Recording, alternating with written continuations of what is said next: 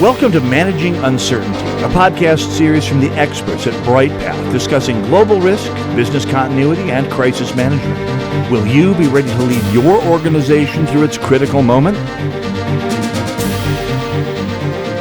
Hello and welcome to the Managing Uncertainty podcast. This is Brian Strouser, Principal and Chief Executive here at Bryghtpath. And in this week's episode of our podcast, I'd like to talk about roles and responsibilities within a business continuity program. Folks come to us all the time with questions about their business continuity program. So wondering about roles and responsibilities, if you're wondering about roles and responsibilities, you are not alone.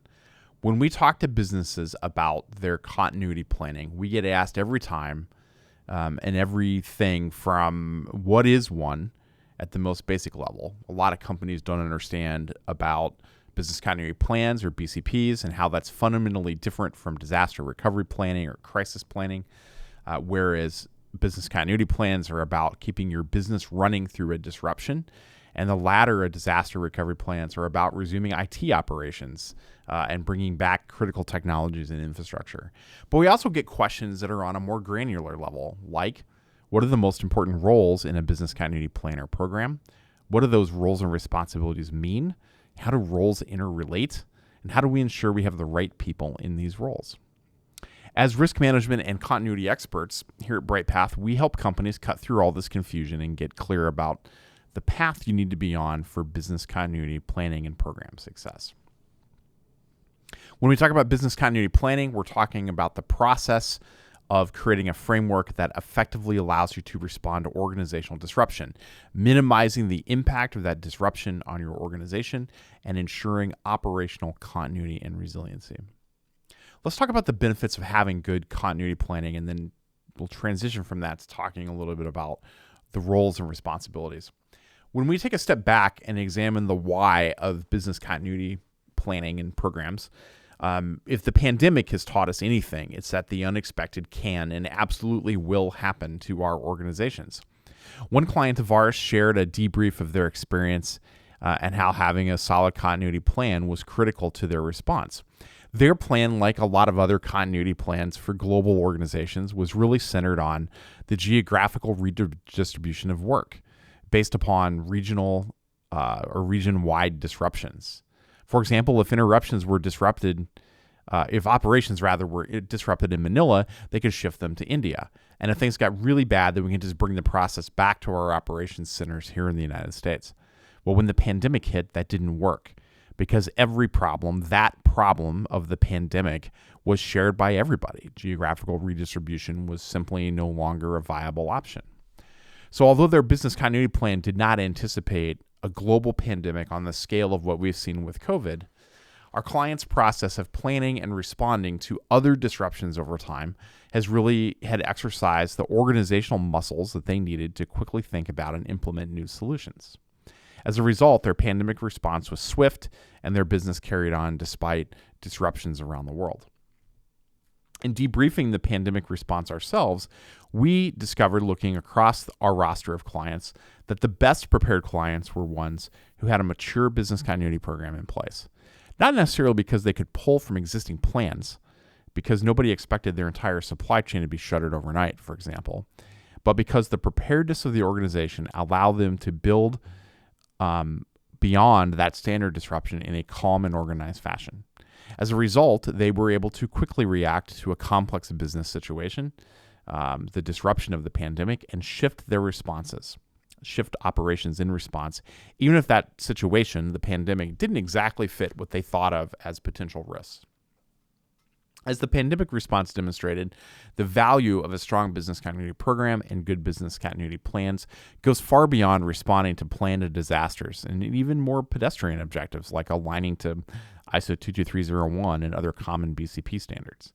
It forms the foundation of organizational resilience, and that resilience is now paramount to businesses to allow them to thrive, let alone survive, in response to the unlikely disruptions of our new normal.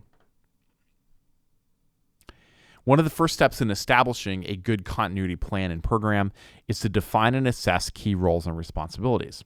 In other words, what do these roles really mean? And does everyone have agreement about the function and responsibilities for each?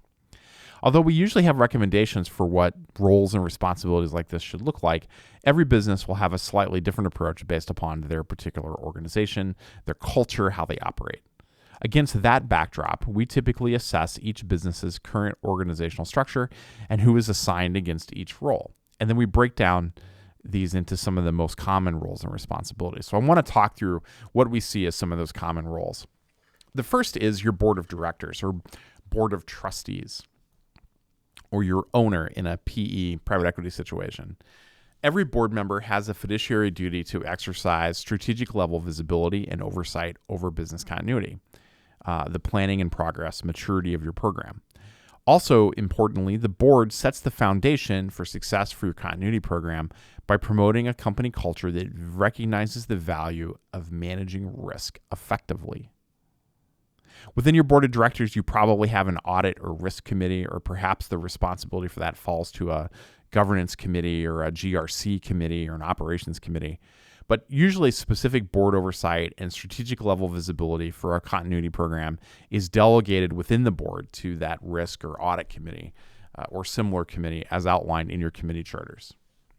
Then you have your CEO and executive management. Well, every member of the management team, every member of executive management retains the ultimate oversight and responsibility for continuity planning in their specific area of operations.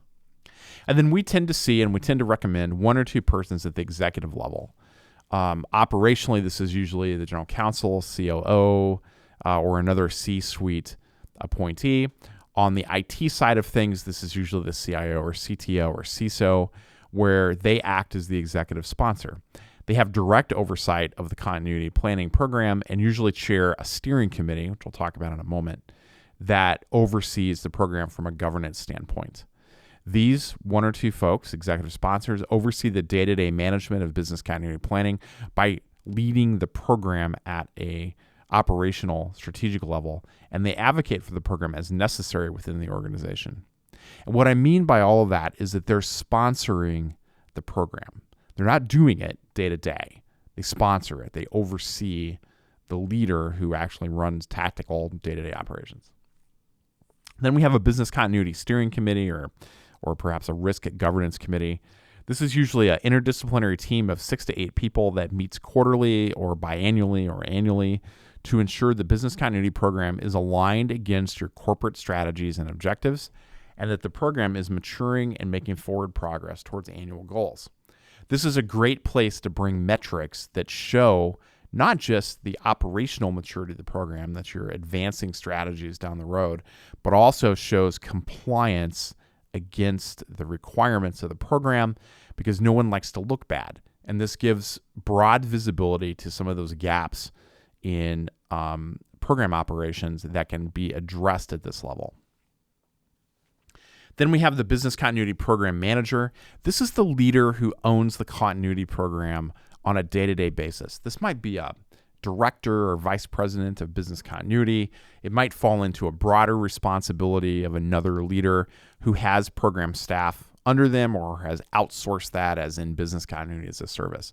The program manager has direct oversight and responsibility for executing upon the program, its operations, its reporting, its day-to-day activities.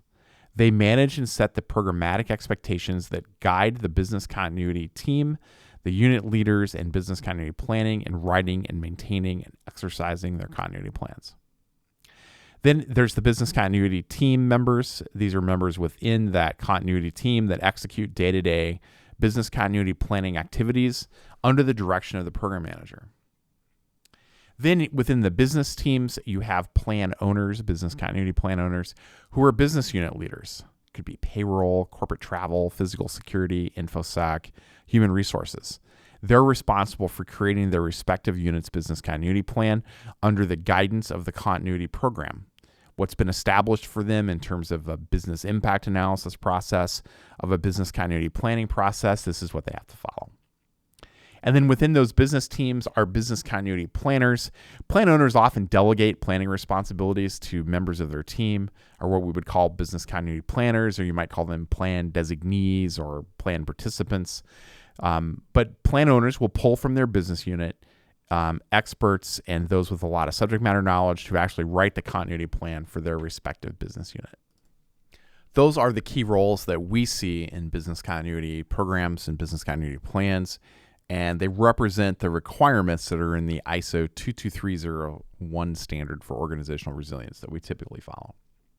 I do want to talk a little bit about how some of these roles and responsibilities come into just overall success in your business continuity program. There's really three things around the roles that come to mind, and I want to use this kind of wrap up the article. The first is that board level and executive commitment is critical. Even before the pandemic, we found that many of our clients came to us because they had a clear board mandate to implement a business continuity program or improve their continuity plans. But equally important to that buy-in from the board is their demonstrated, clearly observed commitment towards having an effective business continuity program and ensuring that the program is focused on continual improvement. Like any corporate-wide effort, the success of your program largely rests on company-wide buy-in, and that buy-in begins with a visible commitment from the top. That's your board and your executive leadership. And it's critical that we have those two groups, your board and executive leadership, to have continued high-level involvement in your continuity program at a governance level, and that they make it important and they model the importance that continuity planning will play in managing risk inside of your organization. The second is that your steering committee can be a critical part of your program's success. And so you want to have steering committee members who get the big picture. Steering committee members should understand the importance of a continuity program. They should commit to being advocates for the program and doing it effectively within the organization. Critical thinking and a big picture perspective are critical to have for members of your steering committee. They should not only just represent well their area of responsibility, but they need to be folks who can think horizontally across the organization to cut across silos and understand the interdependencies of processes and people within the organization. Serving on the Business Continuity Steering Committee is an excellent growth opportunity for a mid-level leader, particularly those who have senior leadership potential. It gives the opportunity for both strategic and operational involvement and insight, and helps develop risk management expertise, which we need more of in the senior ranks of organizations. And then finally, having the business units be the owners of their plans is important. One mistake we often see is that the continuity team is tasked with writing the business continuity plans for each business unit. But it's really the plan owners who are most directly driven by the business. So it's critical that the plans align well to their day-to-day direction, leadership, and management, and their responsibilities as business unit owners, as business unit leaders. So it's important that the actual plan creation, writing, editing, and revising is done by the business unit that will have to put the plan into action in a disruption. Ideally, every business unit leader is going to exercise direct oversight and responsibility using his or her knowledge of their department to make sure the plan is accurate, goes to the right level of detail, and is completed and carrying out. The actual doing of creating the plan is sometimes delegated to planners, business unit team members within the team. The ideal team member in that business is someone who understands their function well, is organized, and can collaborate well with others in the organization to execute upon the plan.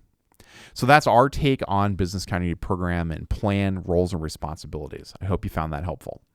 If we can help you in any way, we believe well-defined and understood roles and responsibilities can really help you hum through your next disruption. If you have more questions than answers about business continuity planning, we would love to help. We work with the world's leading brands, public sector agencies, and nonprofit organizations to strategically navigate uncertainty and disruption. Read more about our business continuity planning services and business continuity consulting services on our website, or contact us today at contact@bryghtpath.com. Thanks for listening to this episode of the Managing Uncertainty podcast. We'll be back next week with another new episode. Be well. Thanks for listening to this episode of Managing Uncertainty, produced by the experts at Bryghtpath. To receive notifications of new episodes, join our newsletter at bryghtpath.com or subscribe through your favorite podcast player, such as iTunes or Google Play. Learn more about the services and trusted advice from Bryghtpath by visiting bryghtpath.com. That's BRYGHTPATH.com.